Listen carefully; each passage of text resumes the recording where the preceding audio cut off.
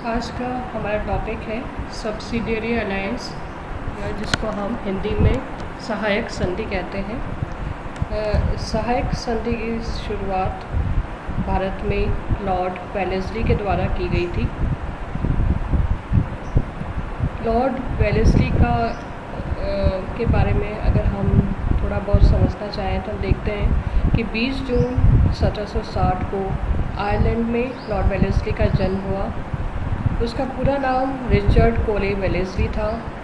उसके पिता Garrett Wellesley एक प्रसिद्ध संगीतज्ञ थे। लॉर्ड वेलेस्ली की प्रारंभिक शिक्षा ट्रिमडेरो तथा ईटन के स्कूल में हुई। इसके बाद उसने क्राइस्ट चर्च कॉलेज ऑक्सफोर्ड में दाखिला लिया। उसके पश्चात वह आयरलैंड के पीयर बने और उन्हें लॉर्ड मॉनिंगटन की उपाधि प्राप्त हुई। वह इंग्लैंड के लोकसभा के सदस्य भी बने। वह नियंत्रण समिति के सदस्य बने। 38 वर्ष की उम्र में लॉर्ड वेलेस्ली भारत का गवर्नर जनरल बनकर मई के महीने में भारत पहुँचे। उनके भारत आगमन पर भारत की राजनीतिक स्थिति के बारे में अगर हम समझना चाहें तो हम देखते हैं कि भारत में राजनीतिक स्थिति उस समय अत्यंत खराब थी। अभी तक भारतीय राज्यों का कोई संयुक्त मोर्चा नहीं बन पाया था। कुछ राज्यों की राजनीतिक परिस्थिति के बारे में अगर हम विचार करें तो हम देखते हैं कि दिल्ली में शाह आलम द्वितीय सम्राट थे। इस समय तक मुग़ल वंश अपनी प्राचीन गरिमा एवं गौरव को खोकर पतन के कगार पर खड़ा था। साम्राज्य एवं शक्ति न होने के कारण मुग़ल सम्राट कभी अंग्रेज़ों की ओर मिल जाते थे, कभी मराठों की ओर। मराठों के बारे में अगर हम देखें तो हम पाते हैं कि खुर्दा अहमदनगर के निकट उनकी विजय के पश्चात मराठों की शक्ति निरंतर बढ़ती जा रही थी। मराठों के अधीन काफ़ी विशाल साम्राज्य आ गया था।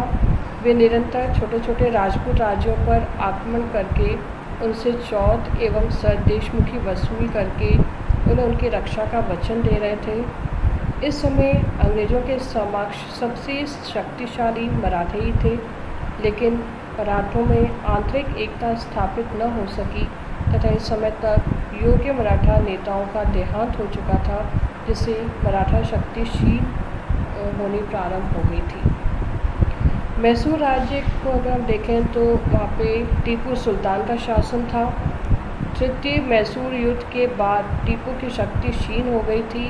यद्यपि वह अंग्रेज़ों का कट्टर विरोधी था और अंग्रेज़ों से टक्कर लेने हेतु मॉरिशस, अरब, काबुल आदि के पास अपने राजदूत भी भेजता रहा, लेकिन इस समय तक उसमें अंग्रेज़ों का सामना करने की क्षमता नहीं रह गई थी। निज़ाम खुर्दा की पराजय के पश्चात काफ़ी अपनी शक्ति छिन भिन कर चुका था। इस युद्ध में अंग्रेज़ों की मदद न मिलने से उसका अंग्रेज़ शासकों से विश्वास उठ गया। अतः अब अंग्रेज़ों के स्थान पर फ्रांसीसियों की ओर झुक गया था और फ्रांसीसियों की मदद से अपनी सेना का पुनर्निर्माण करने लगा। कर्नाटक की स्थिति को अगर हम देखें तो इन दिनों मोहम्मद अली का बड़ा पुत्र उमदातुल उमरा शासन कर रहा था। वह ऊपरी तौर पर अंग्रेज़ों से मैत्री भाव प्रदर्शित करके गुप्त रूप से टीपू सुल्तान से मिलकर अंग्रेज़ों के विरुद्ध षड्यंत्र का कार्य कर रहा था। अवध में इन दिनों सादत अली शासन कर रहा था। वह इस समय तक पूर्ण रूपेण अंग्रेज़ी सत्ता के अधीन हो चुका था। यह बड़ा अकर्मणीय एवं अयोग्य था, जिससे शासन व्यवस्था काफ़ी खराब हो गई थी। अतः अवध के नवाब की स्थिति इस समय काफ़ी असुरक्षित एवं असहाय हो चुकी थी। पंजाब में सिख शक्ति का उत्कर्ष महाराजा रणजीत सिंह के नेतृत्व में हो रहा था। रणजीत सिंह ने सिख सेना की मदद से 1798 में लाहौर को अपने अधिकार में कर लिया था, लेकिन रणजीत सिंह भी अंग्रेजी शक्ति का सफलतापूर्वक सामना करने में सक्षम नहीं हो पाया था। अंतर्राष्ट्रीय परिस्थितियों की तरफ अगर हम नज़र दौड़ाएं तो अंग्रेज़ों के लिए अंतर्राष्ट्रीय परिस्थितियां इस समय काफ़ी प्रतिकूल थीं। 1793 से फ्रांस और ब्रिटेन एक दूसरे के निरंतर विरोधी बनते जा रहे थे। फ्रांस की राज्य क्रांति के दौरान इन दोनों यूरोपीय शक्तियों का जो संघर्ष आरंभ हुआ था वह नेपोलियन बोनापार्ट के उत्कर्ष से और बढ़ गया था, क्योंकि 1798 तक नेपोलियन समस्त यूरोप को रौंदकर मिस्र तक पहुंच गया था। इससे ब्रिटिश सरकार की चिंता बढ़ गई। नेपोलियन टीपू सुल्तान को पत्र लिखकर अंग्रेज़ों के विरुद्ध हर प्रकार की सहायता देने का आश्वासन दे रहा था। भारतीय नरेश यथा निज़ाम, मराठे इत्यादि फ्रांसीसी शक्ति का निरंतर स्वागत कर रहे थे। ईस्ट इंडिया कंपनी की स्थिति, इन दिनों ईस्ट इंडिया कंपनी की स्थिति काफ़ी मजबूत हो गई थी। बिहार, उड़ीसा तथा बंगाल में कंपनी का अधिकार स्थापित हो चुका था। मैसूर के एक बहुत बड़े भाग पर भी अंग्रेज़ों का अधिकार था। अवध तथा कर्नाटक के नवाब भी कंपनी के संरक्षण में कार्य कर रहे थे। यूरोप एवं भारत के बीच स्थिति सामुद्रिक मार्ग पर भी अंग्रेज़ों का ही आधिपत्य था। इस समय तक कंपनी काफ़ी शक्तिशाली हो चुकी थी। उसमें भारतीय नरेशों को आपस में लड़ाने की क्षमता थी। इस समय तक भारत में कोई भी ऐसा राज्य नहीं रह गया था जो अंग्रेज़ों के विरुद्ध सफलतापूर्वक संयुक्त नेतृत्व कर सके।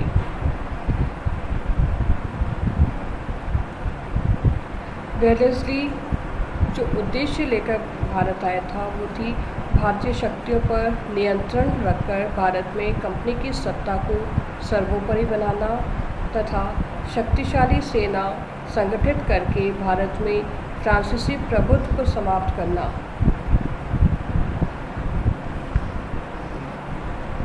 अपने उद्देश्यों को प्राप्त करने के लिए उसने देशी शासकों के साथ सहायक संधि करने का निर्णय लिया। उसको ये निर्णय इसलिए लेना पड़ा क्योंकि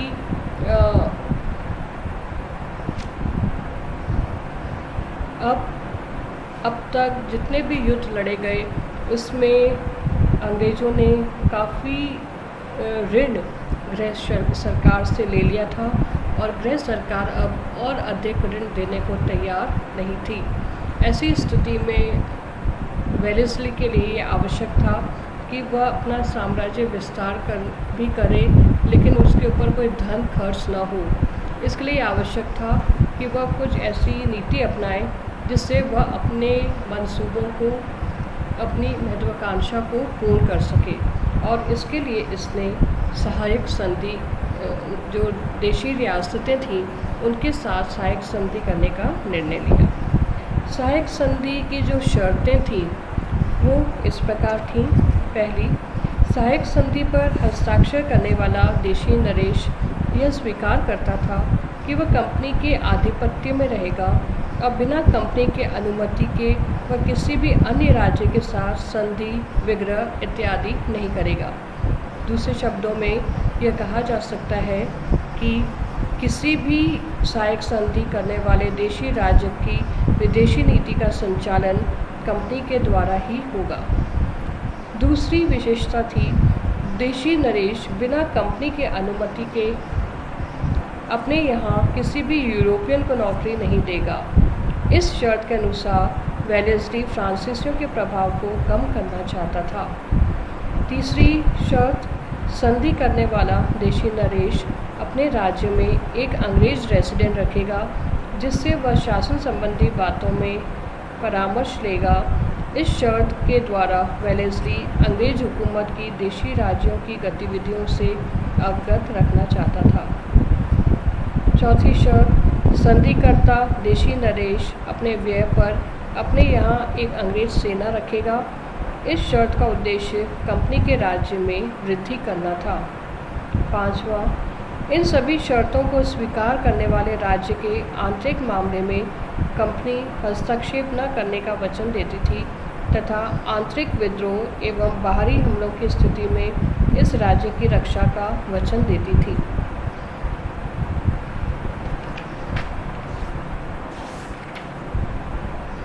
सहायक संधि जो वेलेस्ली द्वारा देशी रियासतों के साथ किए गए उसके कुछ लाभ हुए और कुछ हानि हुई। अगर हम लाभ की तरफ ध्यान दें इस पर विचार करें तो हम पाते हैं कि सबसे पहला लाभ जो हुआ वो था कि कंपनी के प्रभुत्व में विस्तार हुआ। साइक संधि से दोनों देशी राज्यों पर कंपनी का अधिकार स्थापित हो गया। उन राज्यों की विदेश नीति पर पूर्ण रूप से कंपनी का अधिकार स्थापित हो गया। दूसरा, कंपनी को इससे काफ़ी सेना की प्राप्ति हुई। साइक संधि के फलस्वरूप कंपनी देशी नरेशों के खर्च से विशाल सेनाएं रखती थी। इस सेना का उपयोग कंपनी साम्राज्य विस्तार हेतु करती थी तथा इस सेना के देशी राज्यों में रहने से कंपनी बाहरी आक्रमण के भय से मुक्त हो गई। तो ये एक बहुत बड़ा लाभ अंग्रेज़ों को साइक संधि से हुआ। तीसरा लाभ यह हुआ कि कंपनी का राज्य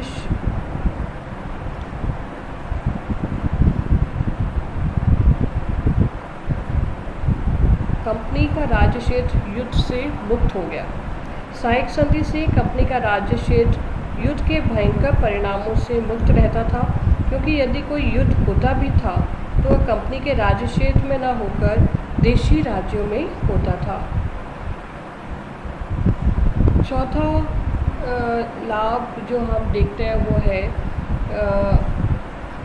फ्रांसीसी प्रभाव की समाप्ति हो गई इस संधि के द्वारा। क्योंकि साइक संधि द्वारा कंपनी भारतीय रियासतों पर से फ्रांसीसी प्रभाव को समाप्त करने में सफल हो पाई, क्योंकि इन देशी रियासतों में फ्रांसीसियों का सैनिक तथा राजनीतिक प्रभाव समाप्त हो गया तथा षड्यंत्र का भय भी समाप्त हो गया, क्योंकि संधि की शर्त के अनुसार देशी नरेश अपने यहाँ अंग्रेज़ों के अतिरिक्त किसी भी विदेशी को नौकर नहीं रख सकते थे। पांचवा फ़ायदा हम देखते हैं कि इससे जितने भी भारत में देशी रियासतें थीं उसमें शांति की स्थापना हो सकी। साइक संधि ने भारत में शांति स्थापना में बड़ा योगदान दिया। इस प्रणाली ने देशी नरेशों की हिंसात्मक तथा महत्वाकांक्षी वृत्ति को रोक दिया। कंपनी के संरक्षण में आने से वे सुरक्षित एवं शांतिमय जीवन व्यतीत करने लगे।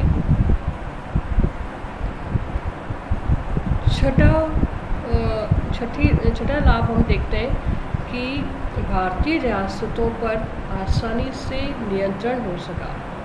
साइक संधि से कभी भी यूरोपीय शक्तियों को ईर्ष्या नहीं हुई। इसका कारण यह था कि प्रत्यक्ष रूप से रियासतों की स्वतंत्रता पर कोई आंच नहीं आती थी। सातवां लाभ जो देखते हैं वो है भारत में अंग्रेजी राज्य की सुदृढ़ता। साइक संधि ने भारत में अंग्रेजी राज्य की स्थिति को काफ़ी सुदृढ़ बना दिया। अतः वेलेस्ली की साइक संधि प्रणाली अंग्रेजी साम्राज्य के विस्तार एवं सुदृढ़ता का साधन सिद्ध हुई। ये कुछ लाभ थे जो हम देखते हैं साइक संधि के रहे, लेकिन साइक संधि की कुछ हानियाँ भी थी जिसका वर्णन करना आवश्यक है। इसमें हम देखते हैं कि जो सबसे पहली हानि थी वो थी कंपनी की सेना का आर्थिक बोझ। जो भी देशी रियासतें थीं उनको कंपनी की सेना का खर्च उठाना पड़ता था और इस वजह से एक अतिरिक्त आर्थिक बोझ जो था वह देशी रियासतों को सहन करना पड़ा। देशी रियासतों को इस संधि से पहली हानि यह हुई कि अपने राज्य में कंपनी की सेना का आर्थिक बोझ उनके बर्दाश्त से बाहर हो गया, लेकिन उन्हें अधिकार नहीं था कि वे इस आर्थिक बोझ में कुछ कमी करवा सकें। दूसरा दोष या हानि जो हम देखते हैं वो था भारतीय राज्यों की सैनिक शक्ति का ह्रास हुआ। साइक संधि करने वाले देशी नरेशों के सैनिक अयोग्य बन गए थे, क्योंकि कंपनी के संरक्षण से वे बाह्य एवं आंतरिक आक्रमणों से मुक्त हो गए थे, जिससे वे आलसी एवं विलासप्रिय हो गए थे। पहले जब वो दूसरे देशिंदा देशों के साथ युद्ध करते थे तो उनको एक अनुभव होता था युद्ध करने का कि किन परिस्थितियों में किस तरह से युद्ध करके विजय प्राप्त की जा सकती है। किंतु अब जबकि अंग्रेज सेना जो थी वो भारतीय देशी रियासतों की सुरक्षा का दायित्व निभा रही थी, तो अब भारतीय रियासतों की जो सैनिक थे वे युद्ध के कार्य से मुक्त हो गए थे, और क्योंकि मुक्त हो जाने के कारण अब उनको कोई युद्ध नहीं करना पड़ता था। युद्ध नहीं करते थे तो उन्हें कोई युद्ध का किसी प्रकार का अनुभव नहीं होता था, और साथ ही धीरे धीरे युद्ध न करने के कारण, अपने दायित्वों की पूर्ति न करने के कारण वे धीरे धीरे आलसी भी होने लगे। तो ये एक बहुत बड़ा दोष हम सहायक संधि का भारतीय रियासतों के लिए देखते हैं। तीसरा कारण ये था कि इसने जनता की कठिनाइयों में वृद्धि कर दी। सहायक संधि से भारतीय जनता की कठिनाइयाँ बढ़ गई, उन पर असीमित कर लगा दी गए तथा कुव्यवस्था के कारण भी जनता कठिनाइयों का सामना करने लगी। अब ये कर लगाने की आवश्यकता क्यों पड़ी?